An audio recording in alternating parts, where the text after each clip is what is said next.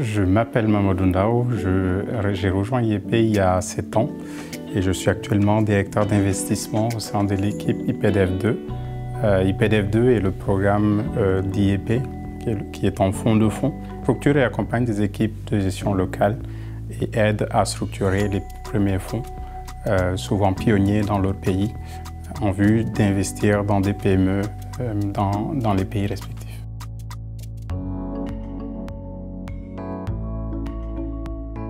L'entreprise qui m'a le plus marqué est Delta Irrigation, qui est une entreprise qui propose des systèmes d'irrigation pour les agriculteurs dans la région du Delta du Sénégal, dans un premier temps. En quoi elle m'a marqué, en fait, c'est une entreprise qui a beaucoup grandi au fur de l'investissement et qui est devenue, en fait, une entreprise leader de son marché sur une activité qui, à la base, était peu existante et qu'ils ont professionnalisé et fait progresser en qualité. Ils sont maintenant les leaders de ce marché-là.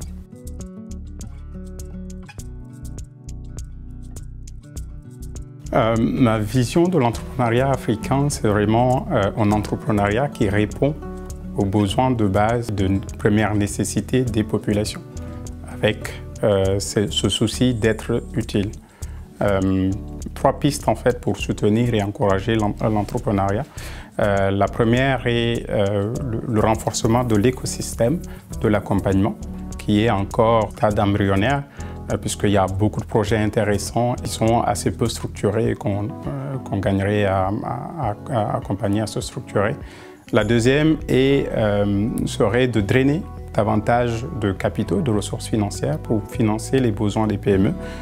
Ceci pourrait venir idéalement d'épargne locale, mais aussi de personnes de la diaspora, puisque la motivation ne peut pas être juste financière, mais aussi avoir un attachement particulier. Et la troisième, qui dépend peut-être moins d'acteurs privés, et l'amélioration de l'environnement avec des mesures incitatives pour l'entrepreneuriat en termes de fiscalité et en termes de formalisation.